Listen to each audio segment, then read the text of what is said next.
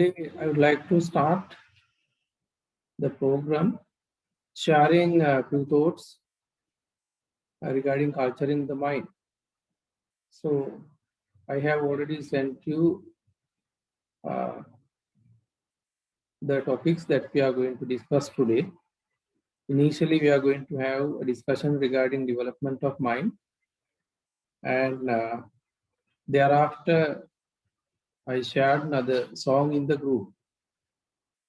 After discussing that particular song as well, we can move on to the English lesson, for which I sent you a few singular sentences, and I think we can start the English lesson discussing those singular sentences. And I think there are some more participants to participate, but I think we should start right now.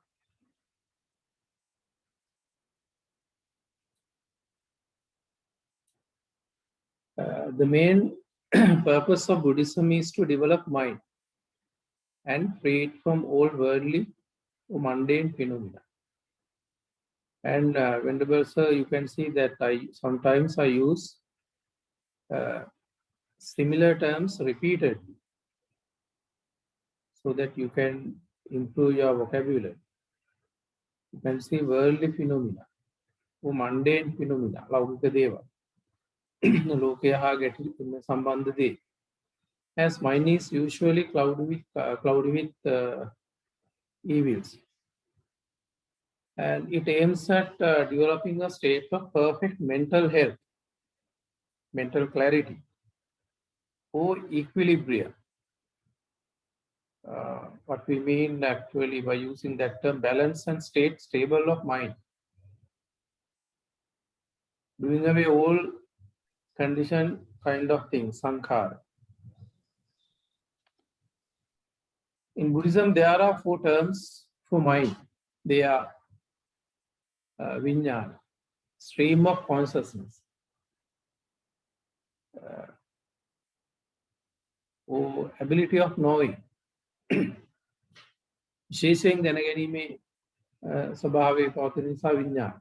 And chitta, thought process, multiple and differentiate processing of thoughts involved in that particular term. විචිත්‍ර වූ ස්වභාවයෙන් යුක්ත තත්වයක් නිසා චිත්ත. And again, heart, mana, power of creating mental objects. අරමුණු මවන නිසා mana. All those 4 terms are used for the mind. And scholars sometimes introduce Buddhism as science of mind, quoting the saying of the Buddha. Mind is everything. What we think, we become. And you know that we cannot see our mind. It is not something tangible. It is because the mind is not composed of physical phenomena. Satara Mahabhuta elements, earth, water, fire, air. Those elements are not involved in composing mind. And again, you know, your mind is of being aware. It has the competency of knowing. That's why we say vijnana, as it possesses the capability of knowing. And Buddhism teaches us to manage our disturbing emotions.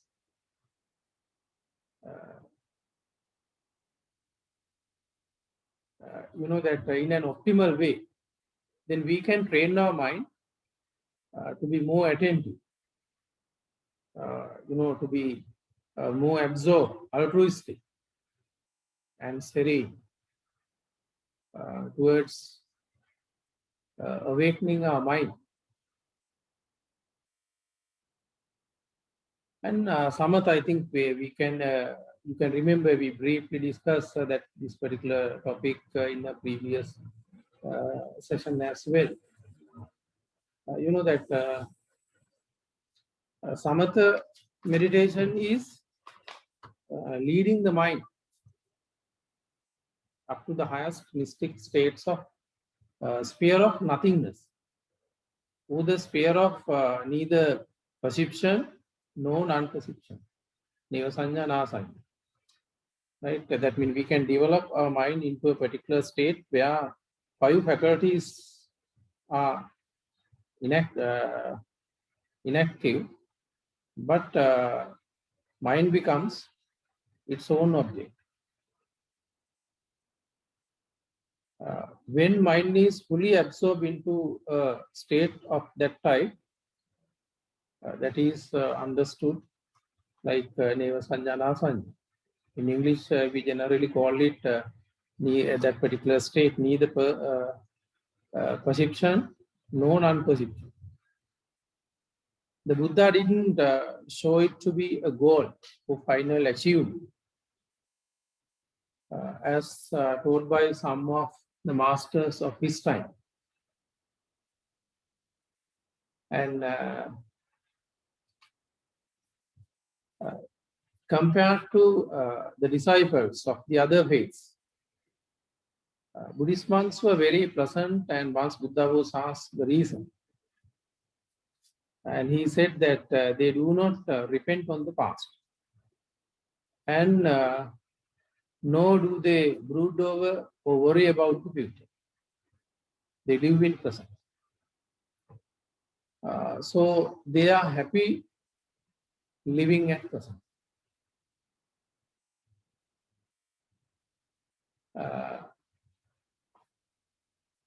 And again, we can talk about law of mind, chitta, jnana, just to understand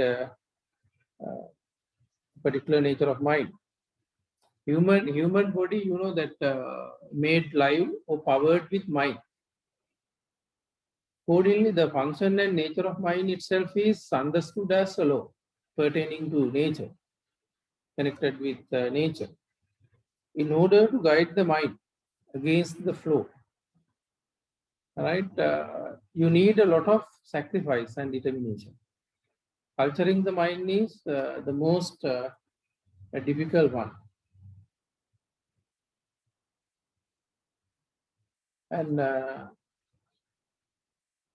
think, well, Thero, you all know this particular verse from Dhammapada, Mano Kupangama Dhamma, Mano Setta Manomaya, Manasache Paduttena, Basativa Parutiva, Tatunam Dukkaman Veti, Chakanga Vahattupada.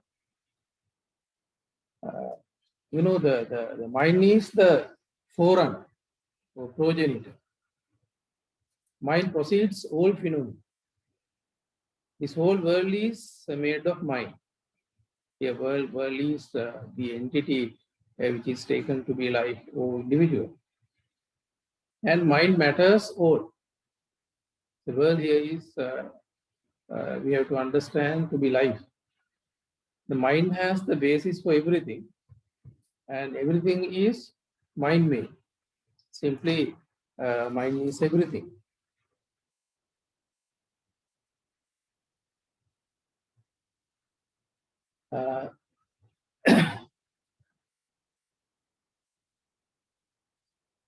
Mano is the mind, and Dhamma here means the energies that generates mental formations or mental activities.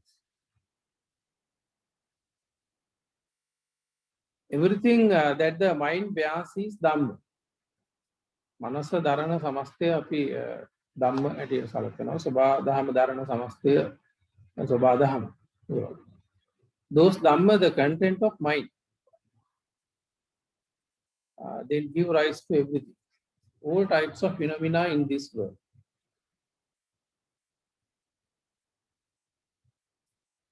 Ubbangama, mind comes first in everything. And mind does all the initiatives to create everything in the world. The second line says, Mano Setta. The mind becomes great and predominant. And everything is a manifestation of the mind, Manomaya. The mind creates those Dhamma with thoughts, Sankhara, the thought process. Manasache Paduttena, if one does something with an impure mind, that means in case one acts or does something with a defiled mind, if one performs any deed or action, maybe even verbal, with a mind of ill will, with a dirty mind and bad, Basativa Karotiva, then suffering follows that person. Atonam Dukkamanvi. As the cartwheel follows the foot of the draft bull or draft ox. Suffering follows just as a wheel of a cart, following the footsteps of the ox pulling. And Manasache Pasannena Basativa Karutiva Tatunam Sukaman Cheti Tayam Anapaya. In case one does something or performs with a pleasant or moral mind, quality mind, purified mind, that means acting with wholesome roots of mind, alobado samu, happiness will follow. Just as one's shadow follows oneself. Chayava Anapaya. And accordingly, we can actually briefly understand that mind is forerunner. Everything is mind made. And if an individual speaks or acts with an evil mind, dirty mind, impure mind, then suffering, sorrow, grief, and all types of dukkha will follow, just like the wheels of a cart follows the footsteps of the ox or cow, which is pulling the cart. And all phenomena, all kind of things have mind as their forerunner. They all are mind made. Put into those two verses of Dhammapad.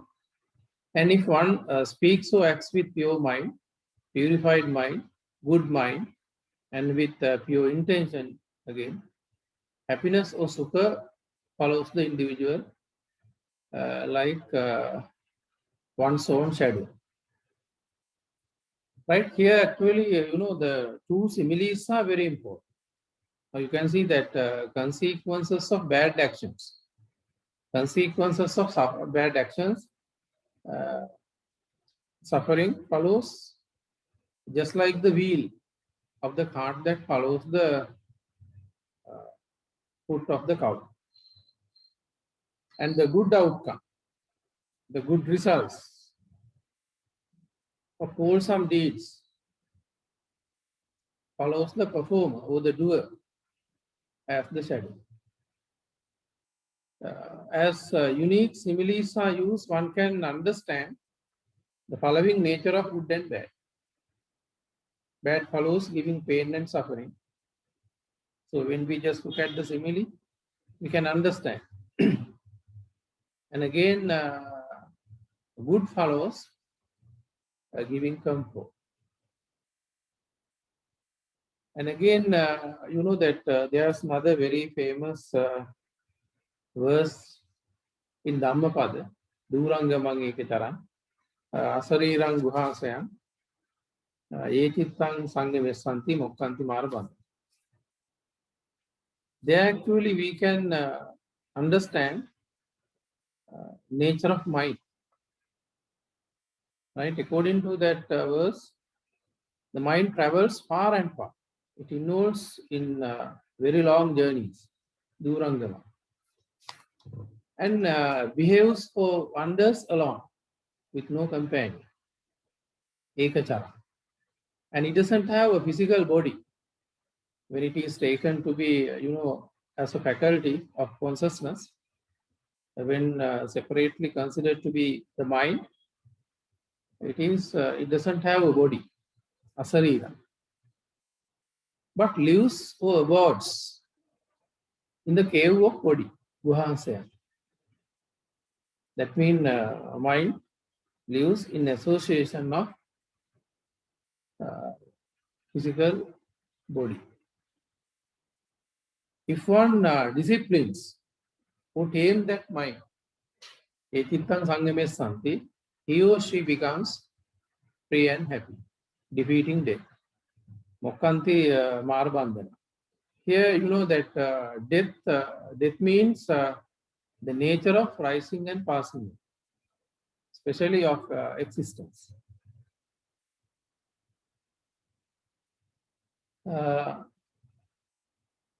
Now we have to understand how can mind be disciplined. There we are taught the Noble Eightfold Path. Practice the Eightfold Path. Make practicing the Eightfold Path an experience of life. So here we can clearly understand that Buddhism is not based on mere faith and praise. A particular process of activity imposed here so that we can correct the mind, develop the mind, or so that we can highly culture the mind. It is a particular practical approach. Realize the Eightfold Path in life itself as it leads to liberation.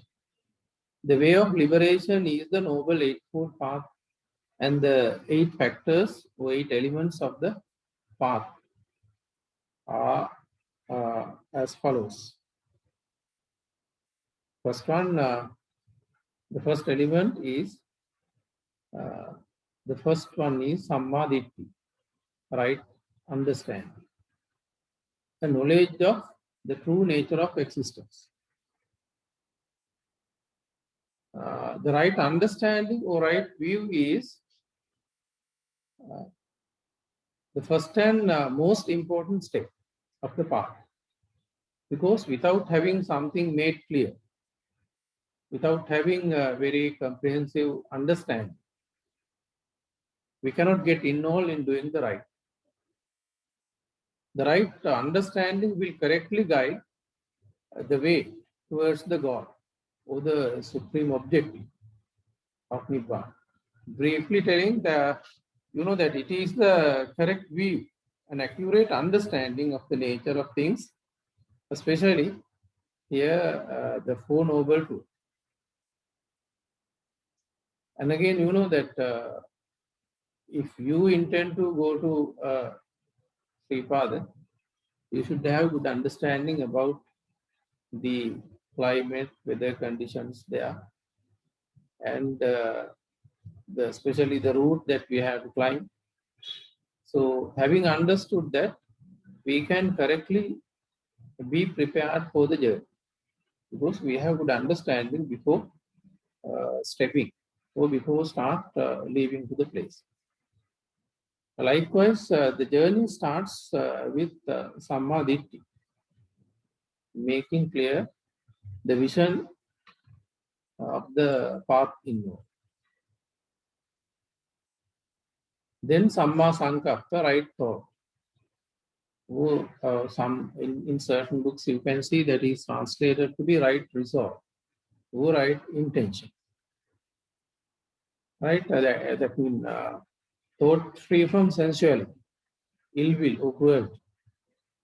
Simply saying it is the correct intention, avoiding thoughts of attachment, hatred, and harmful intent. Here, of course, we start seeing things as they are, not as we would like to, not actually like as we would like them to be.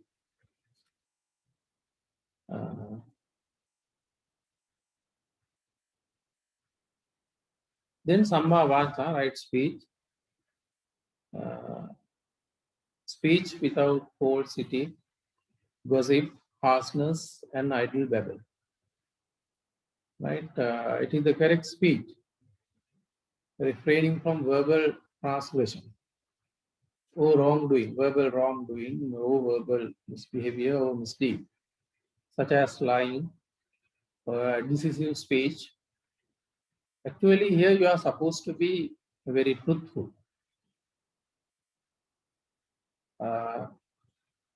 Here you are supposed to avoid saying things which will hurt other people or cause bad.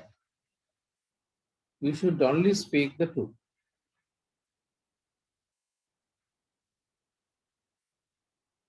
And Samma Kammant, right action or right conduct, or the avoidance of killing, stealing, and adultery.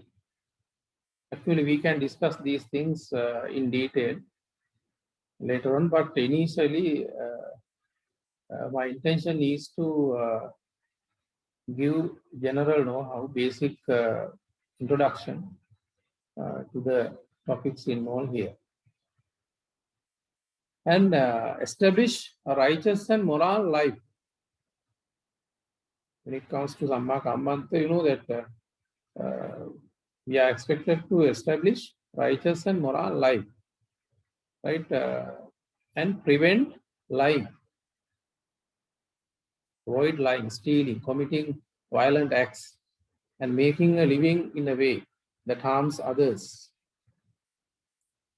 These morals, actually, these moral restraints not only help to achieve overall social harmony, but also help us to proceed the journey of our spirituality with inner peace.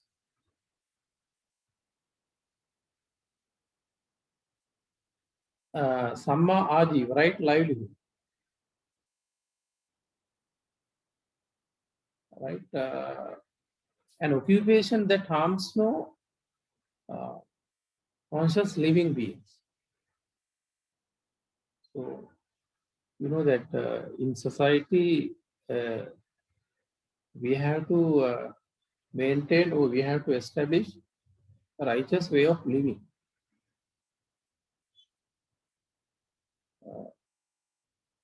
So that is meant here. And Samma Vayama, right effort. Or the effort to destroy the defilements of the mind. And again, make effort to cultivate wholesome qualities. Right? You know that here actually a great effort is made, right, to develop merits. And again, another sort of great effort is made just to suppress evils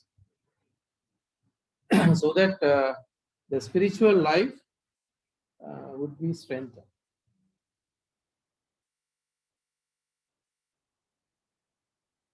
And Samma Sati, right, mindfulness.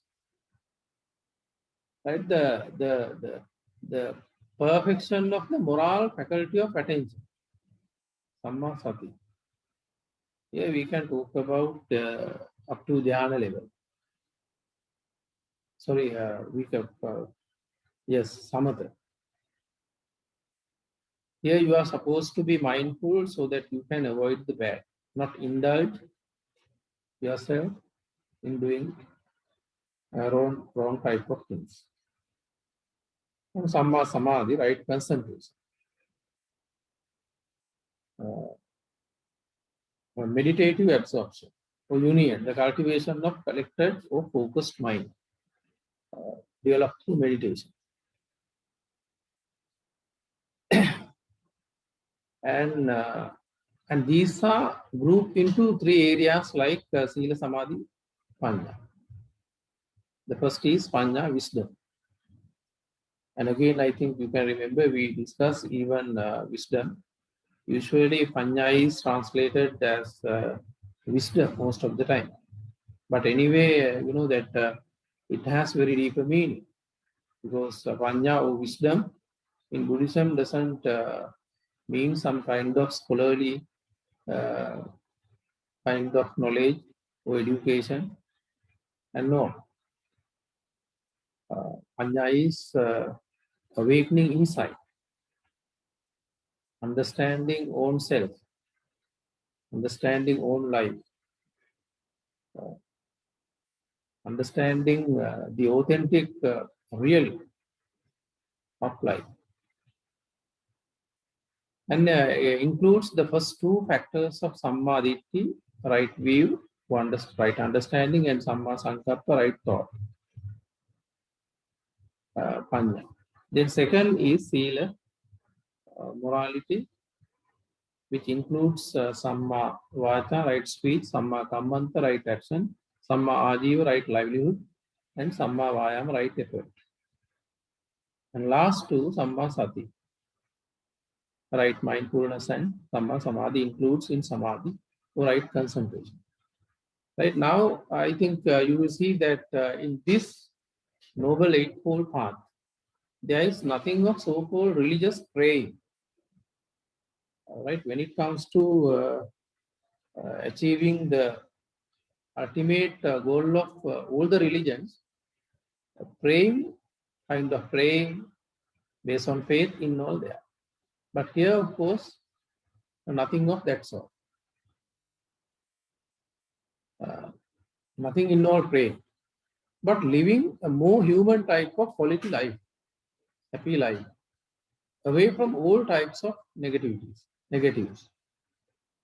And the 8 elements of the Eightfold Noble Path is likewise, you can see that divided into 3 sections or summarized into 3.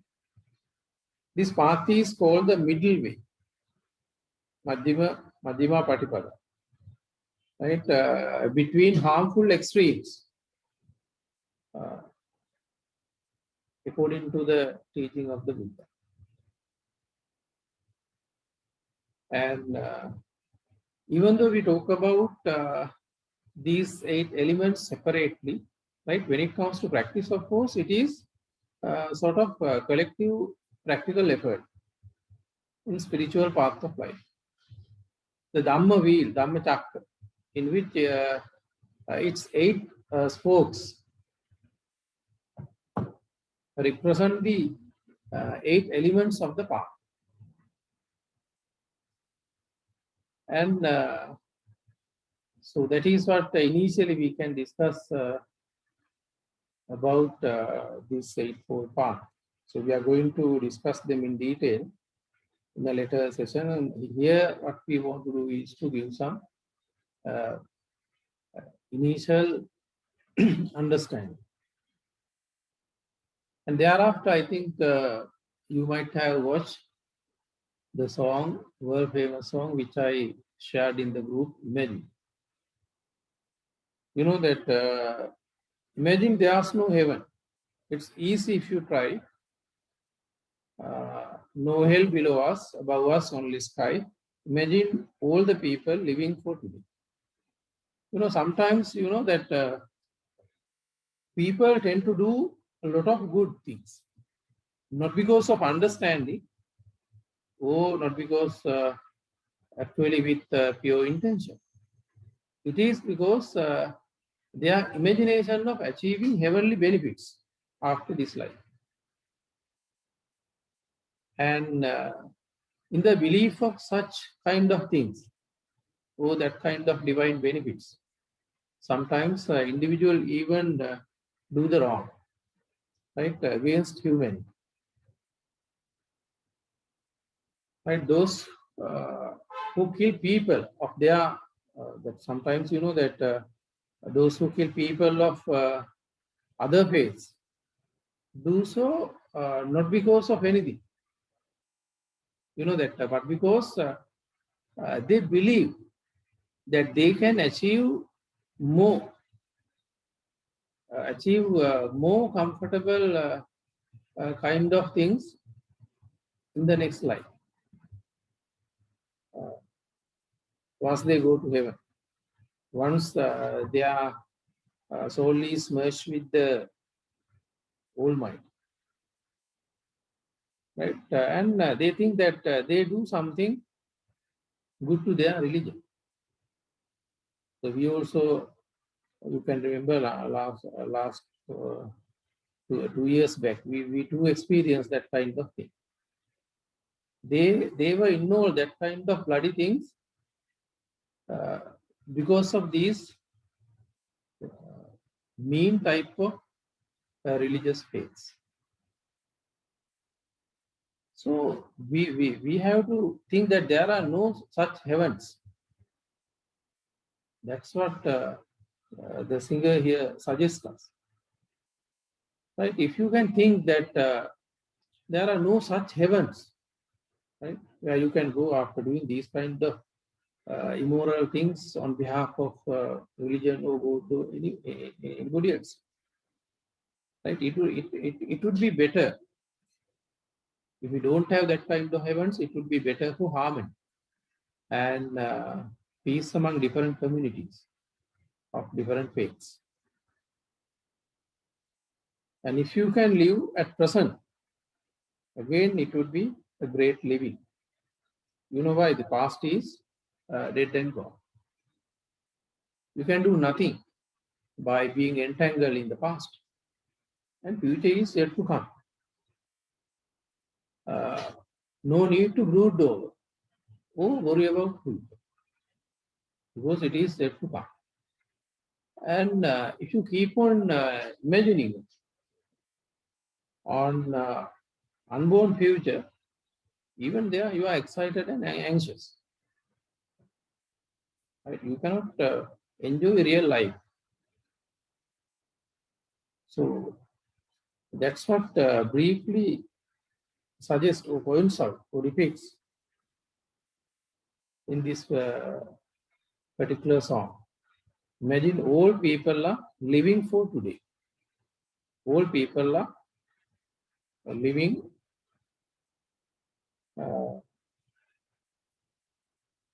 at the moment, living in present. Right?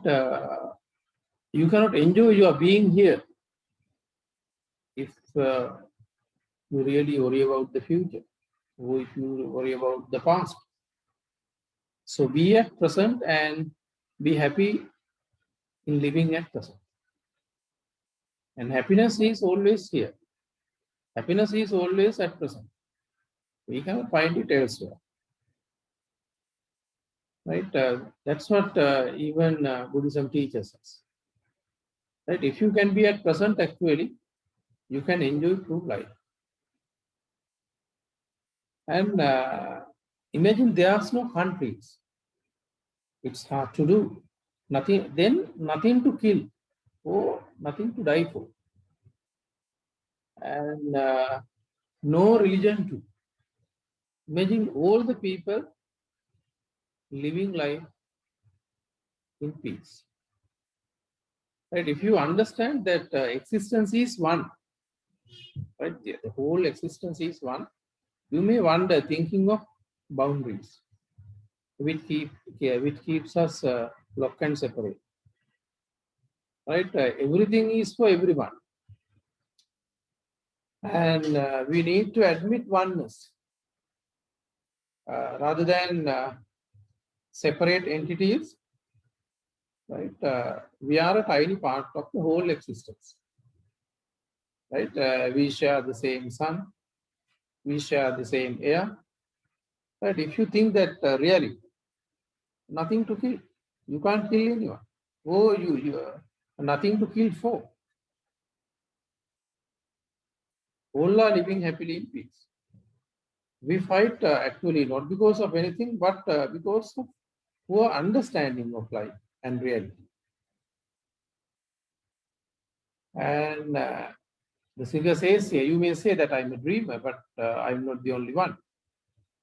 right? I hope I hope someday you will join us. And the world will be as one. Imagine no possession. I wonder if you can. No need for greed, right? That idea is actually really beautiful. One cannot be achieve that kind of higher mental way of thinking without being highly mature, right? You know, you may say that I'm a dream, uh, but I'm not the only one. Those who are mature enough come to this way of thinking. If you try to grab a lot of, right? If you try to grab a lot, if you try to collect a lot of things, lot of materials, right? Thereby you deprive a lot from another, right? Uh, why cannot you be contented with what you have, with what you already have, right?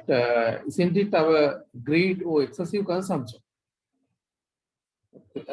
creates all these hardships on others, even on earth, right? Can't we be as we are taught in the Karaniya Sutra, Salla Pravritti, right? Can't we adhere to a simple way of life, right? We still, I think we should listen to the song and see the deeper meaning involved there, right?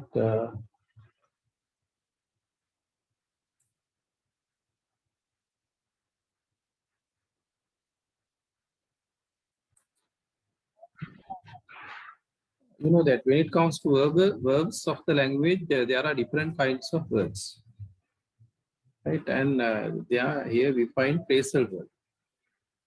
More than a word, less than a sentence is a phrase.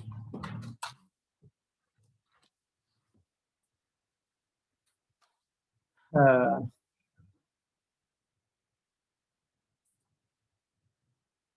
you can see that there are different kinds of verbs: be verbs, ordinary verbs, action verbs, non-action verbs, auxiliary, phrasal, and all.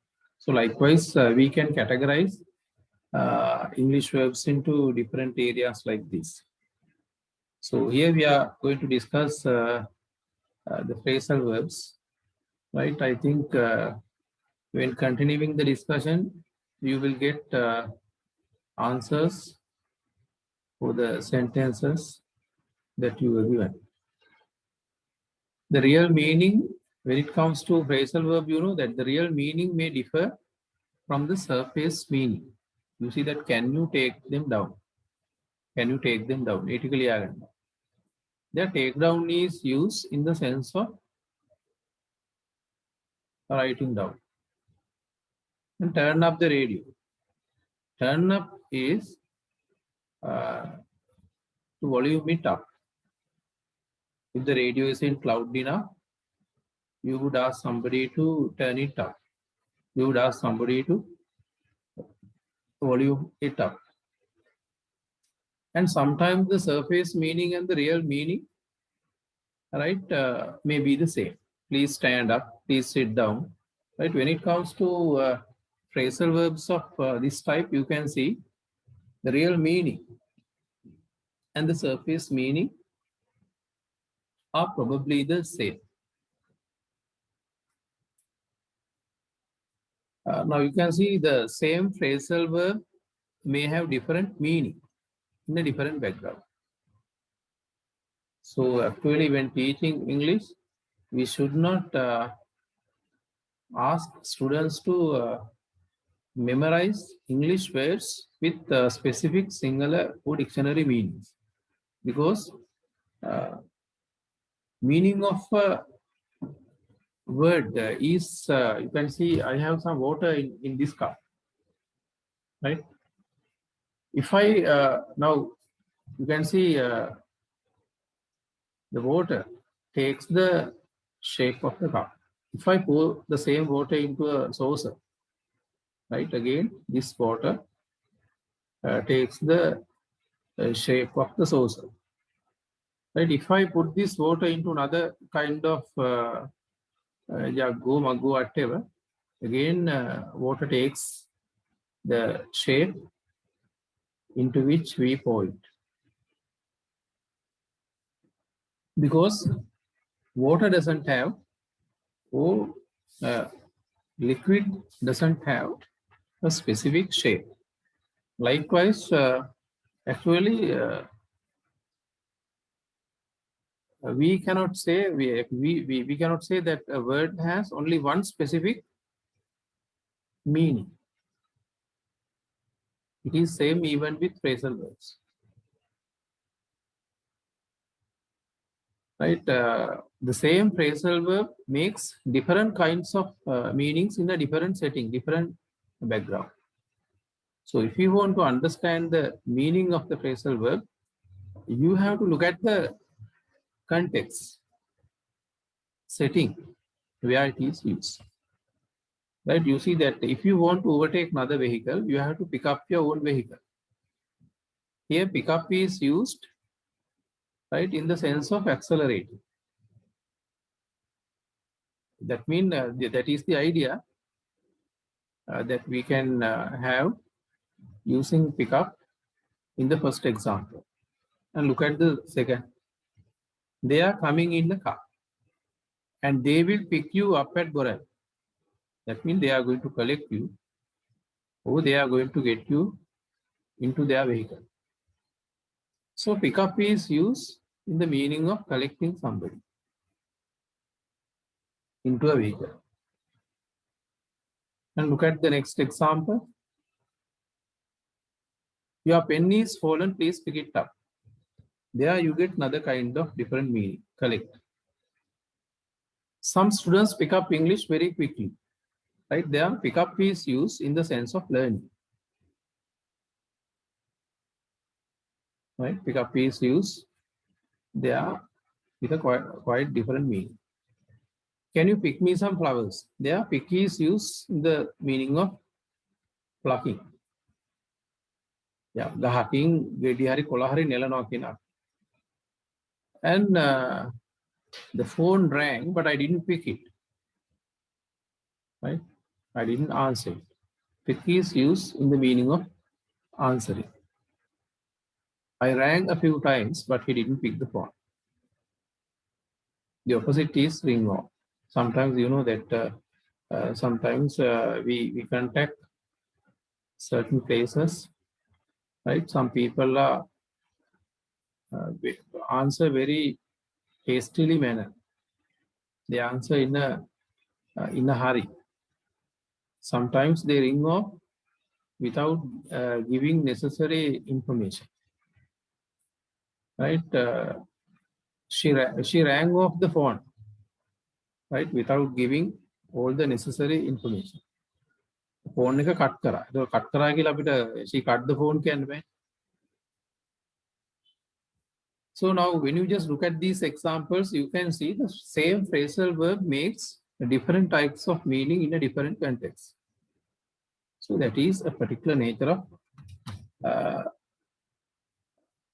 phrasal verb which we should understand. Right? You can confirm it even by looking at these examples.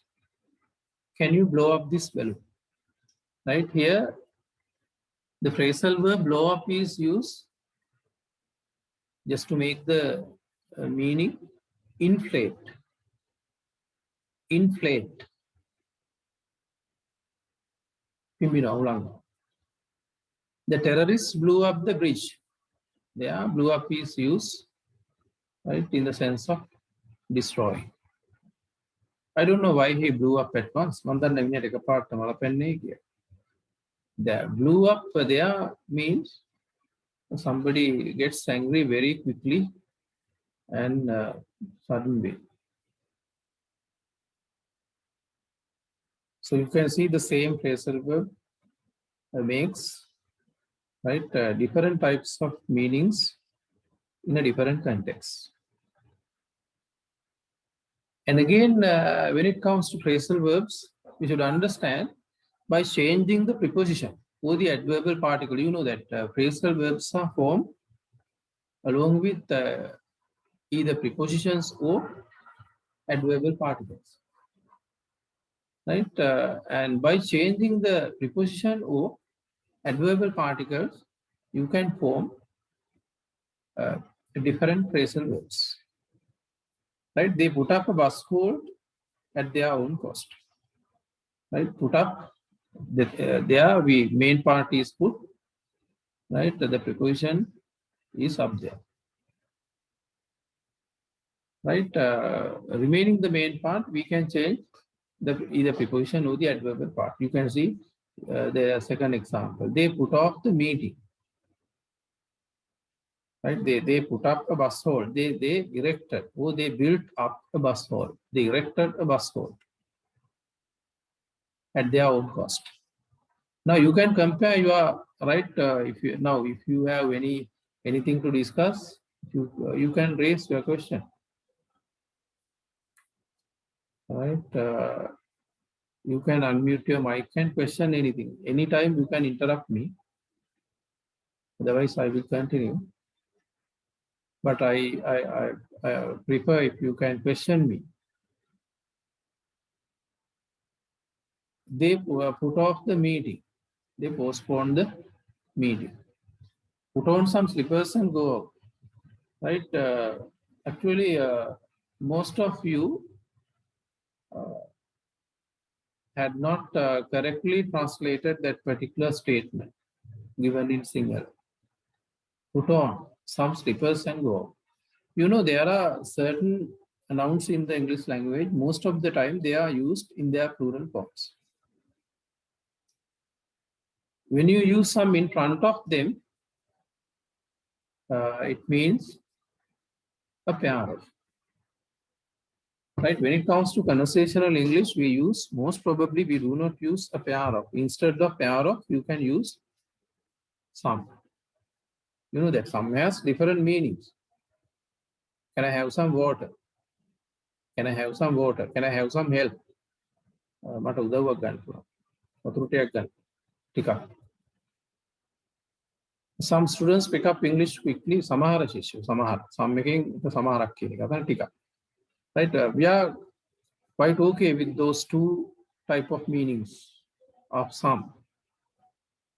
But you know that some has another meaning, a pair of. Right? Put on some slippers and go out. It means wear a pair of slippers and go out. Right?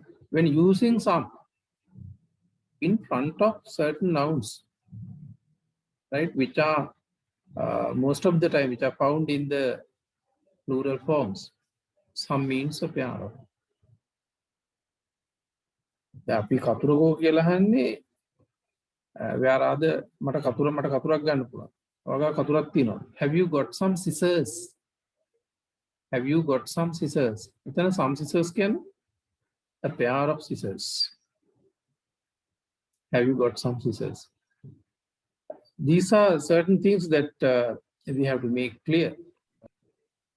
So when going through your translations, right, it was highlighted that I should mention these things. Put on some slippers and go. Yes. Yeah, Gautam Thero, would you like to ask anything? All right, put on some slippers and go out. And put out the heart. Put out the heart.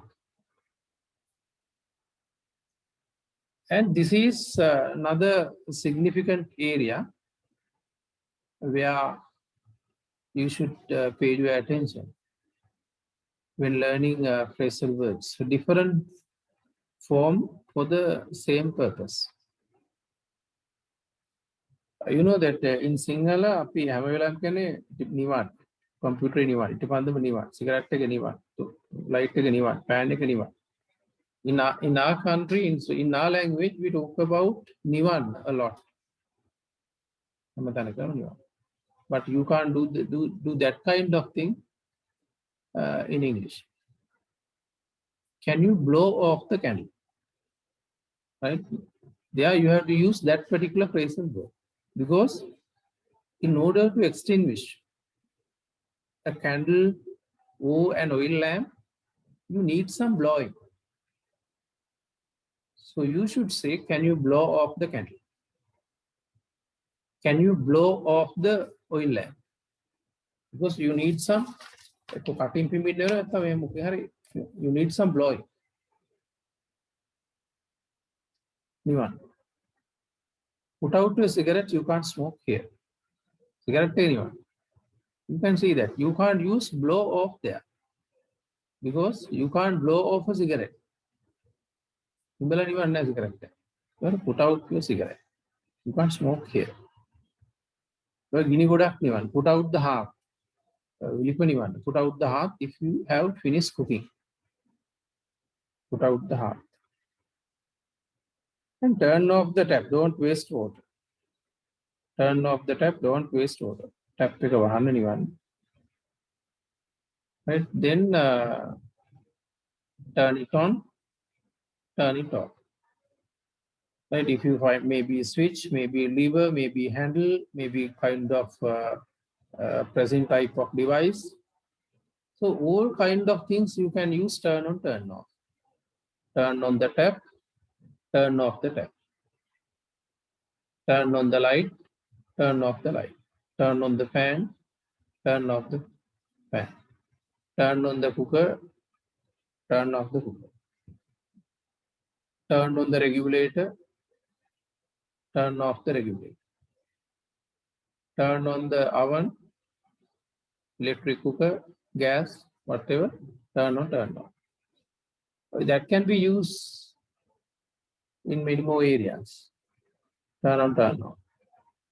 And shut down the computer. If you are not watching it, if you are not using it, shut it down.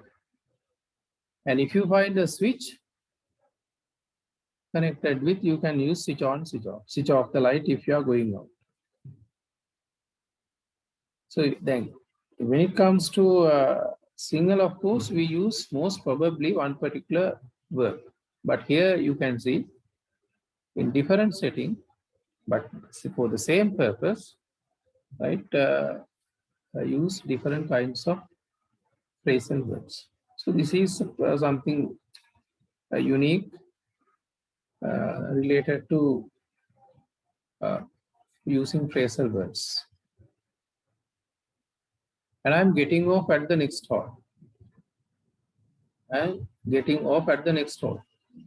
And she got on the bus at Rajagiri. For public transport, we use get on, get off. For individual vehicles, small type of cars, jeeps, vans, or dual purpose vehicles, or simple type of vehicles, we use get in, get out.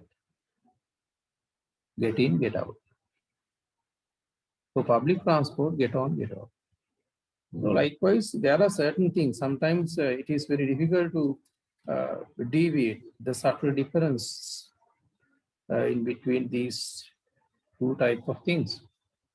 But we have to understand so that we can further develop our knowledge of English.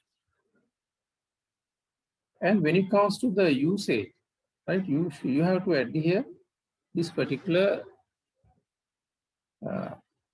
grammar rule. You know that turn on the tap. Turn on is the verb, the tap is the object. The object is a common noun there. So when using any type of noun other than object pronoun, right, you have two different ways of making the idea. Turn on the tap. That means you can have the object at the end. Or you can have the object in the middle or in between. Turn the tap on. right?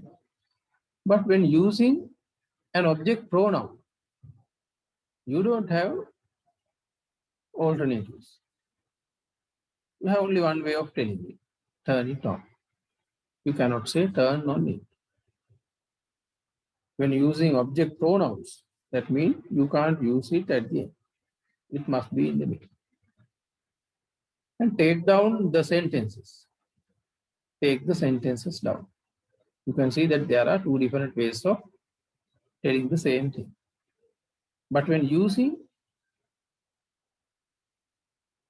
pronoun, object pronoun, you don't have alternatives. You have only one way of telling it. Take them down. Take down, you can't say take down them. So that is how you have to use.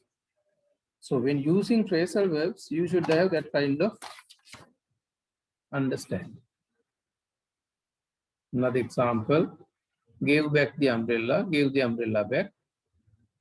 Now you can see two ways of telling it, and gave it back. Put down your pen, put your pen down, put it down. Right? So these are the things that you should understand when using phrasal verbs.